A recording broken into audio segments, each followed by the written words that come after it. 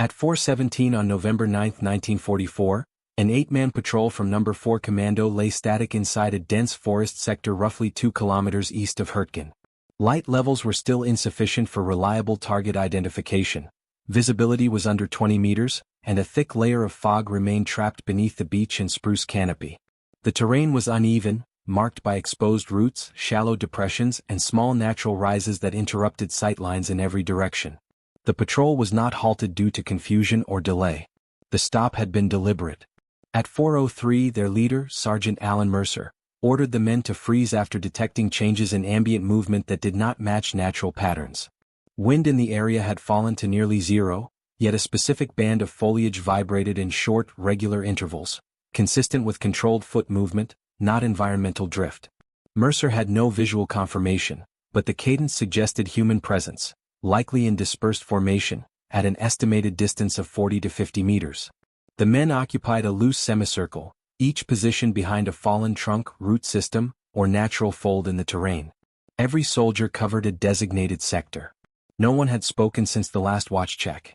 The mission was simple but high risk: determine whether Waffen-SS elements were re-establishing the pre-dawn infiltration pattern used over the past 4 days, always between 4 o'clock and 5 o'clock, always against isolated Allied patrols, always inside low-visibility forest. It was an unpopular sector. 3 previous patrols had been hit there within that same 1-hour window earlier in the week.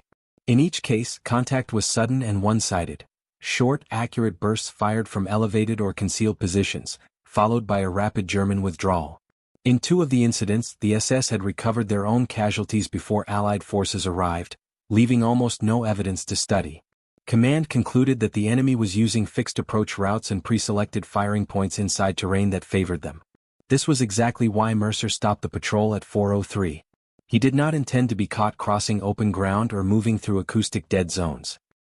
He wanted his men stationary, dispersed, and in cover before the SS moved into their usual advantage positions. The patrol carried standard equipment for a short-duration reconnaissance: 2 Sten MKV submachine guns, 1 Bren L4 light machine gun, several No. 4 MKI rifles, and a limited supply of grenades. They had no long-range radio, only a compact short-range set for internal communication. Temperatures were low, fog density stable, and no birds had vocalized for several minutes, another indicator Mercer noted. The forest was behaving like it had in the hours before previous ambushes: sound suppressed, movement dampened, and atmospherically constricted. At 4:17 the situation shifted again. Mercer detected a new disturbance, this time a muffled impact on soil, not leaf cover.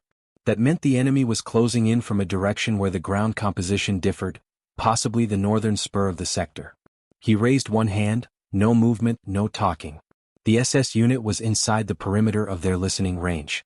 The patrol was now in the same forest where 3 others had been ambushed. The difference this time was that the British were already dug in, fully alert and waiting. The forest where Mercer's patrol was positioned was not merely difficult terrain. It consistently produced operational disadvantages for Allied units. The area had been mapped multiple times, but the maps did not reflect how the ground actually behaved between 4 o'clock and 5 o'clock, when visibility compressed and sound transmission became unreliable. Command regarded the sector as low-yield, high-risk, a phrase used for areas where reconnaissance rarely produced actionable intelligence but frequently generated casualties. Structurally, the forest was a multi-layered environment. The upper canopy blocked starlight almost completely. The mid-canopy, made of interlaced branches and dense spruce growth, turned the space into a network of blind angles and intermittent visual corridors. The forest floor was inconsistent. Some zones were soft and muffled, others brittle and loud. A soldier could move silently for 10 meters and then produce sharp, unavoidable noise on the 11th. Mercer had noted this on earlier patrols and incorporated it directly into the team's placement. Previous engagements had demonstrated how effectively SS units exploited these features. In the first recorded ambush earlier that week, a British reconnaissance team was struck at 4:36. Survivors reported never seeing muzzle flashes. The Germans had fired from elevated positions where tree bark absorbed the noise signature, and fog diffused the sound into the surrounding canopy. When reinforcements arrived at first light, they found only spent casings and a faint blood pattern. No direction of fire could be determined. The second incident followed a similar pattern. A Canadian section was hit near 4:41, roughly 300 meters from where Mercer's team now waited. The SS had used multiple firing points, overlapping fields of fire, and rapid repositioning. By the time the Bren gunner brought his weapon to bear, the Germans had already broken contact. Tracked footprints suggested they moved confidently along a narrow ridge system that Allied troops had avoided due to poor footing. The third event reinforced the pattern. At 4:44, rifle grenades impacted within 15 meters of an Allied platoon. The grenades were launched from inside a concealed depression flanked by fallen timber. Again, the SS fire team withdrew before being fixed by return fire. The terrain allowed precise, concealed approach and rapid disengagement. From these contacts, intelligence officers concluded that the enemy did not improvise in this sector. They repeated a systematic method. They entered before dawn, used the fog as a shield, established temporary firing positions, engaged at their chosen moment, then exited along terrain corridors they knew intimately. The forest acted as an extension of their training. This is why Mercer had insisted on an early halt. Movement inside this environment was predictable to anyone who studied its acoustics. A stepping pattern, a shift in leaf cover, even a slight redirection of fog hinted at where a soldier was and where he would be in the next 10 seconds. By remaining still, Mercer reduced the patrol's signatures to near zero. A static unit could listen, a moving unit could not. Another factor that favored the SS was elevation. The terrain had minor undulations, only 1 to 2 meters in height, but those were enough to create firing platforms. A man lying prone on a rise could see 20 meters farther than someone on the low ground. Several Allied patrols had unknowingly crossed below these rises, exposing their upper torsos before spotting the Germans above them. Mercer knew the pattern. The enemy fired from elevation, then retreated along the same ridgeline until fog density broke behind them. He placed his men accordingly. None were on high ground and none were on flat, exposed soil. They were positioned in forms of negative space, behind depressions, behind uprooted trees, and behind angled trunks that shaped natural defilade. If the SS approached in their typical pattern, they would move into sectors already covered by British weapons without realizing it. No natural sound had returned since 4:10. No birds, no small ground movement, nothing. That kind of silence rarely occurred without human presence altering the environment. It was the same silence noted in the reports from earlier ambushes. The forest, as far as Mercer was concerned, was behaving exactly as it did before every German pre-dawn attack. The difference was that this time the British were stationary, concealed, and listening. The SS would be entering terrain they believed they owned, and walking straight into a sector already mapped, analyzed, and anticipated by the patrol waiting for them.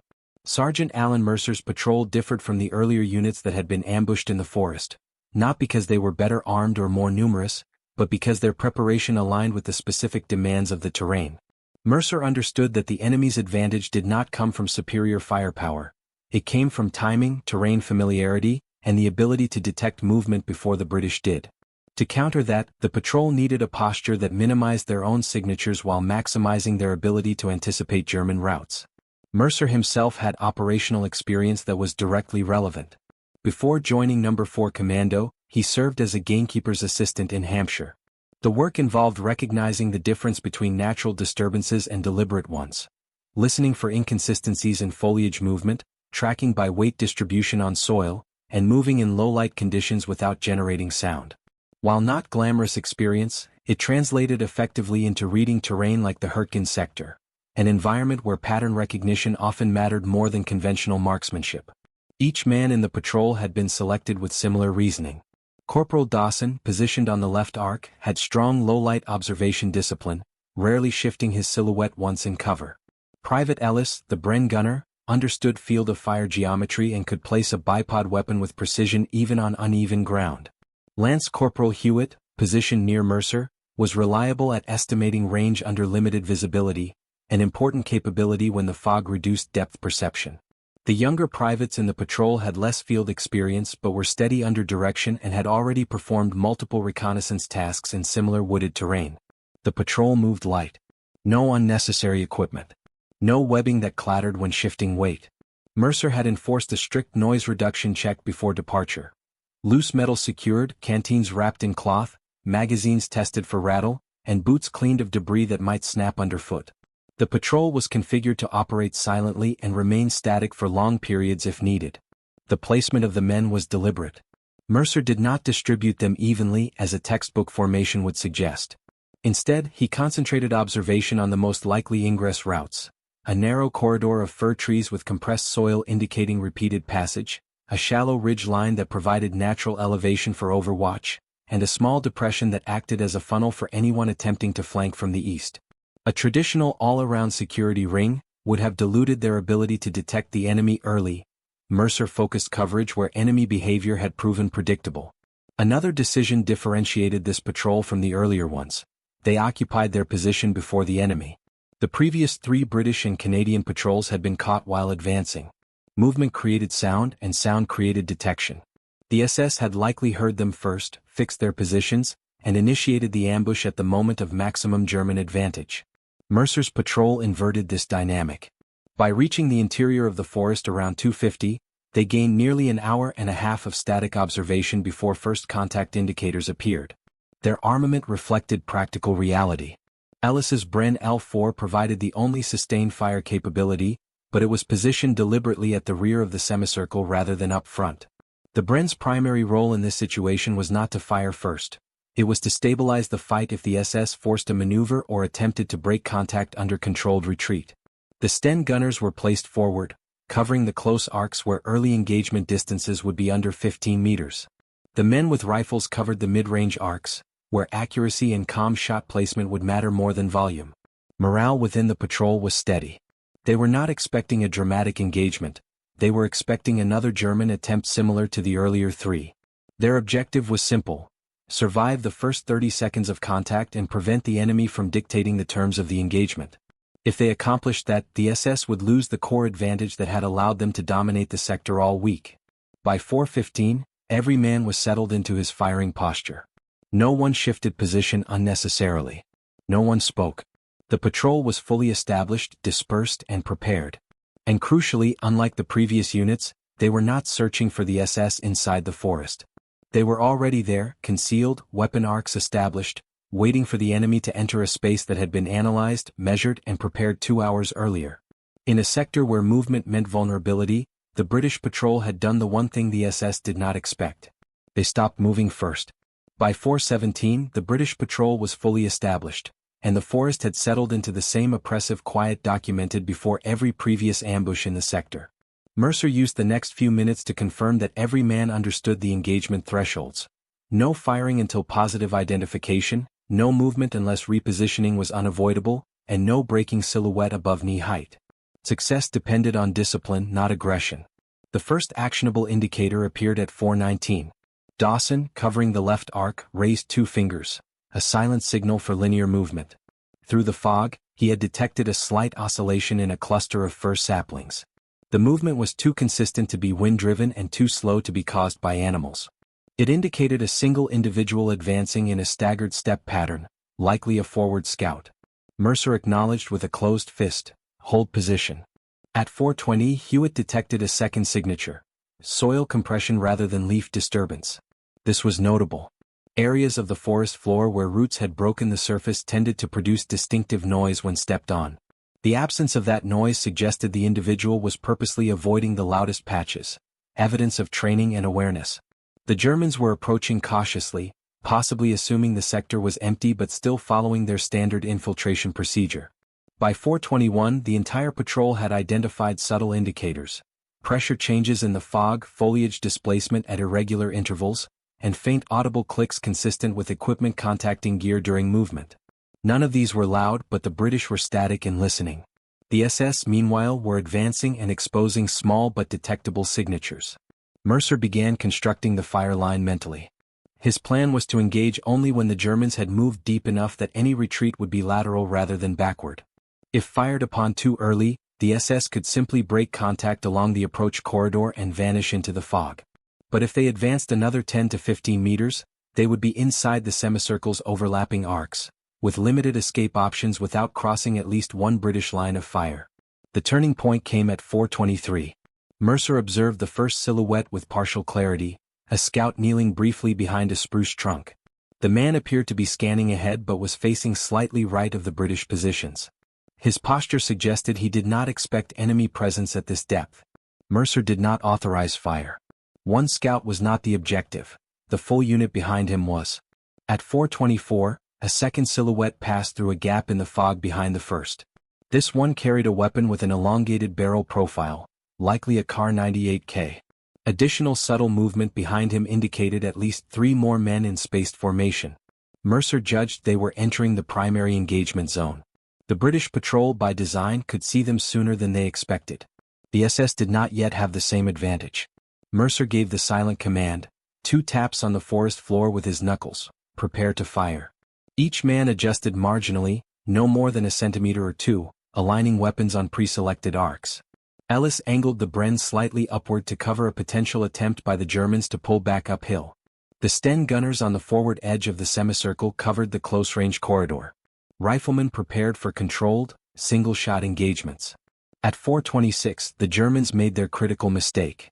Instead of slowing further to reassess, they increased their pace slightly as they entered a narrow band of trees shaped like a funnel, a natural terrain feature Mercer had chosen expressly because it compressed movement and forced men into predictable lanes. The SS likely believed they were still 30 to 40 meters from any potential British element. In reality, they were within 15. By 4:27, Mercer had the entire fire plan defined. The first volley would be controlled and simultaneous from 3 positions.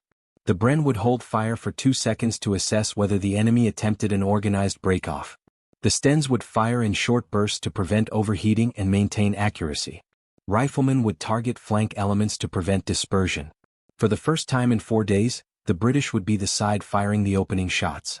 At 4:28, Mercer exhaled once, checked the spacing of his men without lifting his head, and placed his hand on the forest floor. The signal to fire would come in seconds. The SS were walking directly into a prepared line of fire that had been constructed quietly, methodically, and long before they realized the forest was no longer theirs to control. By 4:28, the SS detachment had advanced fully into the engagement zone. Based on movement signatures and silhouettes, Mercer estimated a force of 10 to 12 men, consistent with the composition of the units that had conducted the previous ambushes earlier in the week. Their spacing, posture, and pace matched recorded behaviors. Disciplined, quiet, and confident in their environmental advantage. The leading scout reached a point roughly 12 meters from Dawson's arc. He paused briefly, lowering himself into a crouch and scanning ahead with controlled head movements. His weapon was angled downward, suggesting he anticipated another 50 to 60 meters before encountering a viable target area. He did not shift his position enough to detect Dawson, whose silhouette remained below the crest of a shallow root cluster. At 4:29, the second scout entered the funnel-shaped corridor of trees. His approach was slightly offset from the first, maintaining a staggered formation. Behind him, Mercer identified the outlines of additional personnel in a spread approximately 15 to 20 meters wide. The fog remained dense enough to obscure facial detail but thin enough to reveal gross movement and approximate equipment loads. One figure carrying a bulkier silhouette near the rear was likely the MG-34 or MG-42 gunner. Another, with a squared shape across his shoulders, was probably the radio operator. The detachment advanced with the confidence of a unit that had encountered no resistance for days. Their previous successes had created a pattern. Enter the forest early, move through the low-ground corridor, establish firing positions before Allied patrols reach depth, initiate contact, and withdraw rapidly along pre-cleared routes. Their behavior indicated no concern that a British patrol was already positioned ahead of them. The SS reacted primarily to sound rather than sight in this terrain, and Mercer had denied them that advantage. The British patrol had been static for over an hour. No boot falls, no gear shift, no unnecessary movement. Mercer's intent was simple: force the Germans to rely on incomplete information. Without a sound source to anchor their mental map, the enemy moved forward under the assumption that the forest was empty. At 4:30, the German detachment compressed slightly, an adjustment caused by the terrain rather than by tactical decision. The natural funnel between 2 tree clusters forced them into a narrower formation, bringing their spacing to roughly 8 to 10 meters between elements. This compression reduced their ability to perform lateral maneuver upon contact and limited their ability to fire around each other without risk of fratricide. Mercer saw the opportunity immediately. The corridor's narrowing eliminated the enemy's primary advantage: their ability to disperse and confuse any responding force. Once inside the funnel, the SS could no longer extend their lines or reposition fluidly. Their tactical flexibility was reduced to forward or backward motion, both already accounted for in Mercer's fire plan. At 4:31, the MG gunner paused to adjust his load, momentarily obstructing the man behind him. The radio operator stepped to the side to avoid collision. These small corrections indicated the detachment was transitioning from reconnaissance posture to pre-engagement readiness, preparing to establish firing positions deeper inside the forest. Their confidence was reinforced by silence. They had heard nothing to suggest British presence ahead. A third indication emerged at 4:32. One of the SS riflemen tested a potential firing angle by leaning slightly toward a tree trunk, assessing its suitability as a rest point. The motion suggested they believed they were close to a viable ambush location. They were correct about the proximity, but completely wrong about which side controlled it. Mercer evaluated the situation. 8 of the estimated 12 enemy personnel were now within his patrol's overlapping arcs. The remaining 4, positioned farther to the rear, were still inside the fog belt and partially obscured. If the British initiated fire now, they risked allowing the rear elements to withdraw. If they waited an additional few seconds, the entire German force would compress further into the engagement zone. At 4:33, Mercer lifted his hand from the forest floor, signaling final readiness. The SS detachment continued forward, unaware that the ground they believed they controlled had already been measured, mapped, and prepared against them. The advantage they had relied on for days no longer existed. They were walking into an area where every angle favored the patrol they had come to ambush. At 4:33, the SS detachment crossed the threshold Mercer had been waiting for. 8 men were fully inside the semicircle of overlapping British arcs. The remaining elements were partially visible through the fog but still within reach if the enemy attempted to withdraw. The German unit had no indication they were being observed, and their spacing, posture, and speed reflected their belief that they still controlled the timing and direction of any engagement. Mercer issued the fire command without sound. He pressed his hand flat to the forest floor, flexed his fingers twice, and the nearest men responded instantly. The Sten gunners fired first, short, controlled bursts directed at the 2 lead scouts. The distance was under 15 meters. Both targets went down before either could react. Their bodies fell forward into the leaf bed with minimal noise, the shots absorbed by fog and tree trunks. The third man in line turned sharply toward the sound but had no visual reference.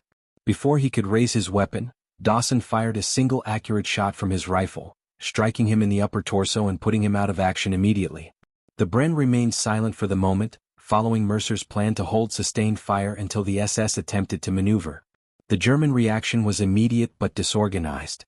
Without a visible enemy or a clear point of contact, they had no anchor for counterfire. The fog distorted the directionality of the Sten bursts, making it unclear whether the attack came from ahead, left, or right. 2 SS riflemen crouched instinctively and attempted to find cover, but the terrain offered few options once inside the funnel. One tried to shift behind a tree. Ellis, observing from the rear, fired a controlled shot that dropped him before he reached it.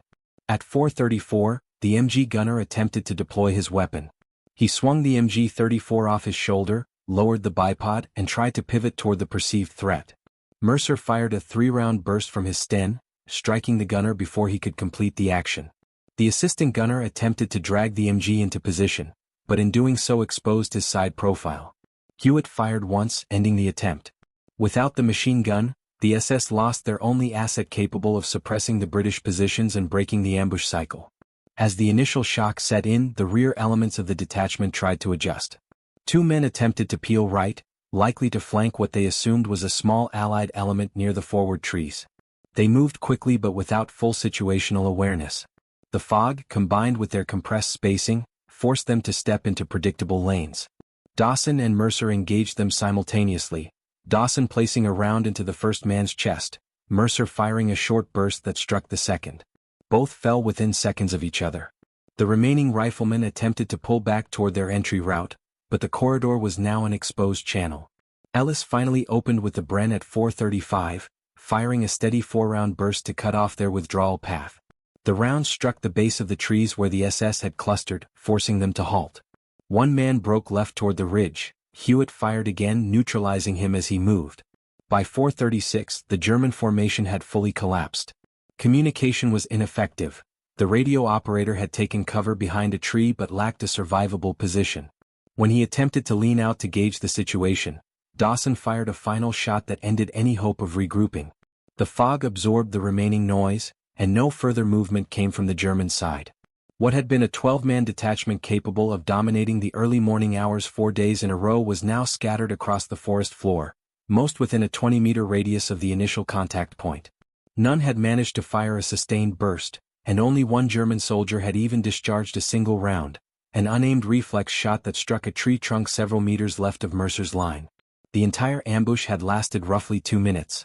By 4:37, the forest returned to near silence. The only ambient noise came from fog shifting against the tree line. Mercer held his men in position, knowing that secondary elements sometimes followed SS hunting teams at a distance. No one stood. No one advanced. The British patrol had not just survived an encounter that had destroyed 3 patrols earlier that week, they had reversed the tactical logic of the sector. For the first time, the SS had been the ones to walk blindly into a pre-established kill zone. They had relied on their knowledge of the ground and assumed the forest still worked in their favor. They were wrong. And now the forest floor reflected that miscalculation in precise, measurable terms. Distances, angles, shot placement, and silence. By 4:43, Mercer determined that no secondary German element was approaching the area. Fog density had thinned by approximately 10%, enough for silhouettes to be distinguished beyond 15 meters. The patrol remained static for several additional minutes, following protocol to ensure no wounded enemy attempted escape or counterattack. Once satisfied, Mercer gave the signal to hold positions while he initiated a short-range radio transmission to company headquarters. The message was simple: enemy detachment neutralized. 12 personnel down. No friendly casualties. It was the first such report that week. Higher command responded by dispatching a small reconnaissance group to verify the engagement and assess whether the enemy was preparing a larger coordinated action. Due to the terrain and limited vehicle access, the reconnaissance team advanced on foot, departing at 4:50. In parallel, a light observation aircraft, one of the liaison models used for artillery spotting, was directed to make a low-pass survey of the forest sector once visibility improved. The recon team reached the perimeter at 5:12, just as the first usable daylight began filtering through the treetops. From ground level, the forest still appeared dense, uneven, and visually deceptive. Fallen trunks, depressions, and clusters of underbrush obscured much of the engagement zone.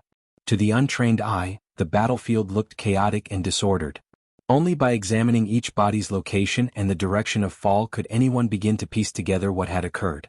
But when the aircraft made its first pass at 5:19, the geometry of the engagement became immediately apparent. From above, the forest floor displayed a clear, structured pattern. The SS detachment had walked into a natural funnel of terrain, narrowing their spacing and forcing them into intersecting arcs of fire that Mercer had mapped hours earlier. The semicircle occupied by the British patrol, barely visible at ground level, appeared as a coherent defensive shape when viewed overhead.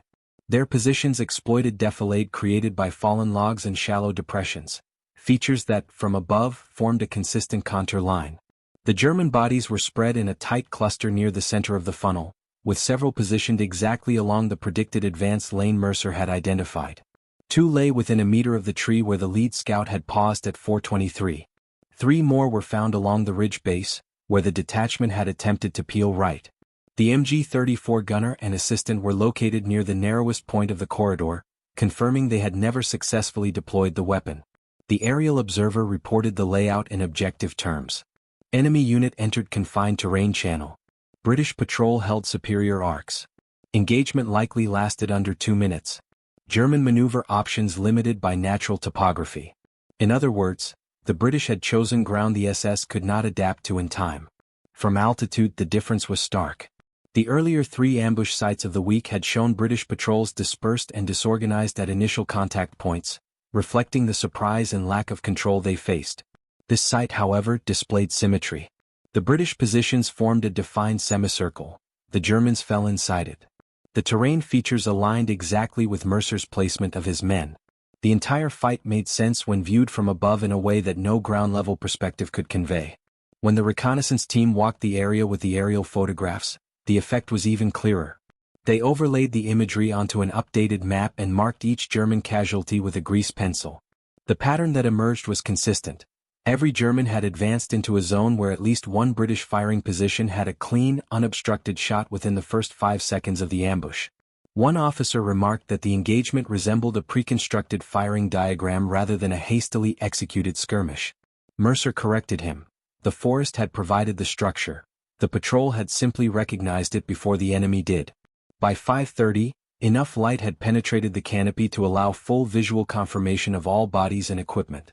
The SS detachment carried standard loadouts: rifles, grenades, a single MG-34 and a damaged radio set, but none of these had provided advantage under the conditions created by the terrain. For the first time, command saw the sector clearly. The map of the previous ambushes showed Allied forces entering the forest too late, too shallow, and too predictably. The aerial view of Mercer's ambush showed what happened when the British entered early, spread properly, and remained silent. The SS had not been outgunned. They had been outpositioned. And from overhead, the difference was unmistakable. By 5:32, the reconnaissance team completed its ground inspection, aligning their observations with the aerial photographs taken minutes earlier. The pattern of the engagement was clear. Mercer's patrol had established firing positions inside natural defilade features before the SS arrived, held complete control of the opening seconds, and prevented every attempt at maneuver. No part of the German detachment had managed to regain initiative once the ambush began. The after-action review conducted on-site confirmed several points. First, the SS element had advanced in a configuration consistent with previous engagements, confident, steady, and expecting to dictate the tempo. Second, their approach route placed them directly into a constricted corridor that allowed no lateral dispersion under fire. Third, their machine gun team had been rendered ineffective before deployment, removing their only capability for sustained suppressive fire. Finally, the terrain, when combined with the British patrol's early infiltration, created a situation in which the enemy's assumptions about visibility and timing no longer applied. Mercer's leadership decisions were noted as the decisive factor. His insistence on halting early, establishing static positions, and eliminating all noise signatures had reversed the conditions that previously favored the SS. By reaching the interior before the enemy, the patrol had prevented the Germans from occupying their usual elevated or concealed firing points. The forest had not changed, the timeline had. The casualty assessment was straightforward. All 12 German personnel were confirmed dead. None showed signs of having repositioned significantly once the ambush began. Cartridge counts indicated minimal return fire. One rifle discharged a single unaimed round, and the MG-34 remained unfired, confirming that the gunner had been struck before completing setup. The British patrol sustained 0 casualties and no equipment damage beyond routine wear. Command evaluated the implications for the broader sector. For 4 consecutive mornings, the SS had used the trees, fog, and elevation to strike first and withdraw cleanly. The forest had become a psychological and tactical advantage. Mercer's ambush broke that cycle. By demonstrating that the British could enter early, hold static until contact, and exploit the same ground features the enemy relied upon, the engagement removed the perception that the SS owned the pre-dawn hours. Patrol patterns were adjusted immediately. Units operating along the forest's eastern boundary now employed Mercer's method.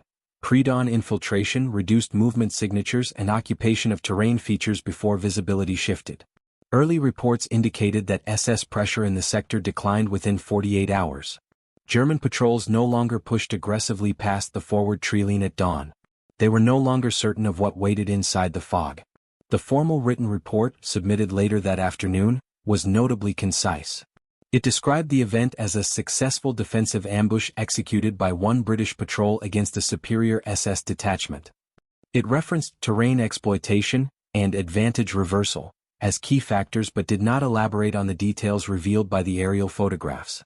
Like many wartime documents, it reduced a complex tactical event to a few sentences. But within the company, the incident became a reference point.